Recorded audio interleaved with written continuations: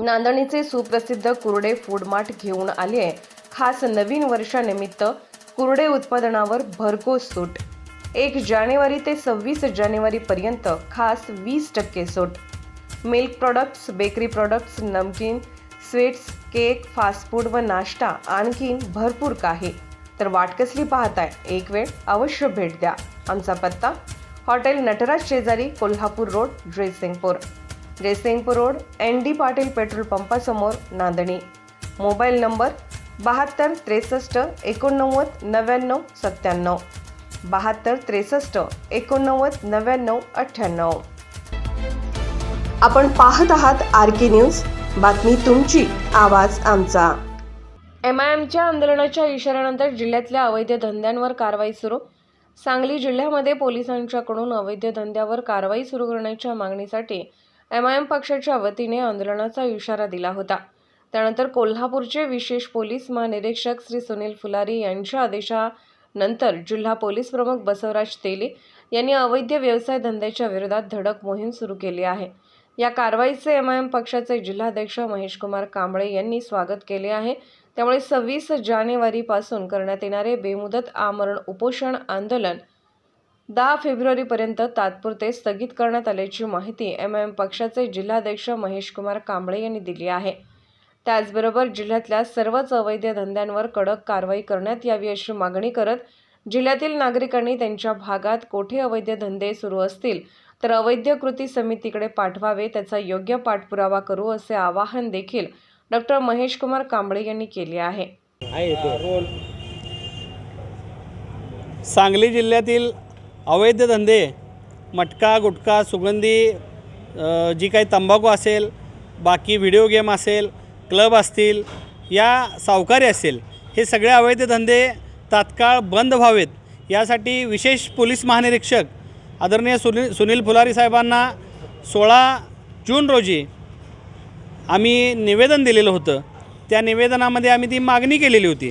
त्या मागणीला अनुसरून आपल्या कोल्हापूर विभागाचे कार्यतत्पर आणि डॅशिंग विशेष पोलीस महानिरीक्षक आदरणीय सुनील फुलारी साहेबांच्या आदेशानं काल सांगली जिल्हा पोलीस प्रमुखांच्या पथकानं मिरज शहरामध्ये मोठ्या प्रमाणात मटक्यावर धाडी टाकलेल्या आहेत आणि या टाकलेल्या धाडीला अनुसरून महात्मा गांधी पोलीस चौकीचे प्रभारी पोलीस निरीक्षक भालेराव यांची तात्काळ पोलीस हेडक्वार्टरला तडकाफडकी बदली पोलीस अधीक्षकांनी केलेली आहे।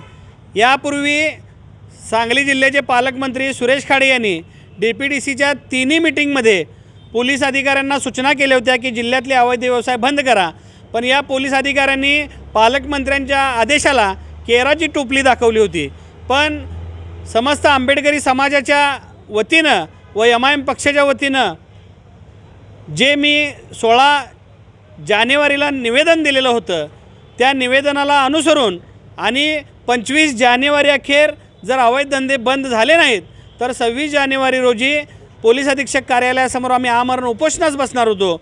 या कारवाईची दखल अतिशय तत्परतेने घेतलेली आहे। म्हणून पालकमंत्र्यांचा धाक ह्या सांगली जिल्ह्यातल्या अधिकाऱ्यांवर राहिलेला नाही। त्यामुळं पालकमंत्र्यांनी तात्काळ राजीनामा द्यावा अशी मागणी करतो आणि या सांगली जिल्ह्यातल्या मी सर्व जनतेला आवाहन करतो, सर्वसामान्य जनतेला आवाहन करतो, आज आपण सांगली जिल्हा अवैध व्यवसाय विरोधी कृती समिती स्थापन करतो आहे। सांगली जिल्ह्यातल्या सर्व माझे कार्यकर्ते असतील किंवा सर्वसामान्य नागरिक असतील यांना विनंती आहे, त्या सर्वांनी कुठं अवैध व्यवसाय सुरू आहे त्याचे व्हिडिओ मला पाठवा। आपण निश्चितपणानं विशेष पोलीस महानिरीक्षक असतील, जिल्ह्याचे पोलीस प्रमुख असतील, यांना ते आपण व्हिडिओ दाखवून तात्काळ कारवाई करायला भाग पाडू। सांगली जिल्ह्यातील अनेक कुटुंब उद्ध्वस्त होण्याच्या मार्गावर आहेत। सावकारीमुळे आत्महत्येचं प्रमाण वाढलेलं आहे। या मटक्यामुळं, गुटख्यामुळं कॅन्सरचं प्रमाण होतं आहे। मटक्यामुळं लोक अक्षरशः हैराण झालेले आहेत, आत्महत्या करत आहेत, घरं उद्ध्वस्त व्हायला लागलेले आहेत। त्यामुळं मला कोण काय म्हणतं आहे ह्याची मला फिकीर नाही, पण सर्वसामान्य नागरिक हा सुखानं जगला पाहिजे, लोकांची घरं ही वाचली पाहिजेत। ह्या दृष्टिकोनातून आम्ही MIM पक्षाच्या वतीने कारवाईची मागणी केलेली होती आणि ह्या उपोषणाचा इशारा जो आपण आमरण उपोषणाचा 26 जानेवारीला दिला होता, तो आमरण उपोषणाचा इशारा आदरणीय फुलारी साहेबांशी बोलून चर्चा करून 10 फेब्रुवारीपर्यंत तात्पुरतं स्थगित करत आहोत. 10 फेब्रुवारीपर्यंत आणि किती कारवाई होते ह्याकडं आम्ही लक्ष ठेवून आहोत.